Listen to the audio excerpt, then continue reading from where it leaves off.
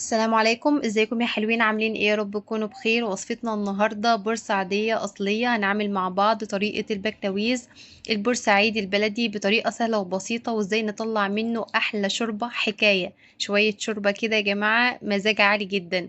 هنتعلم كمان نعمل مع بعض جنبه كده طحينه بطريقه سهله وبسيطه جدا، وفيها تركايه كده جديده. قبل ما نبدأ وصفتنا اللذيذة ديت، متنسونيش في اللايك والشير ونسمي الله ونصلي على الرسول ونبدأ بسم الله. هيكون معايا يا حبايبي البطل بتاعنا النهارده البكلاويز البورسعيدي. ده شكله الحبايبي اللي ما يعرفوهوش، البكلاويز البلدي بيبقى شكله ولونه كده، في انواع كتيره طبعا بس ده البلدي. تمام، بيعمل شوربه حلوه جدا جدا. هيكون معايا كمان توم مهروس حوالي معلقتين كبار، فصين من المستكه.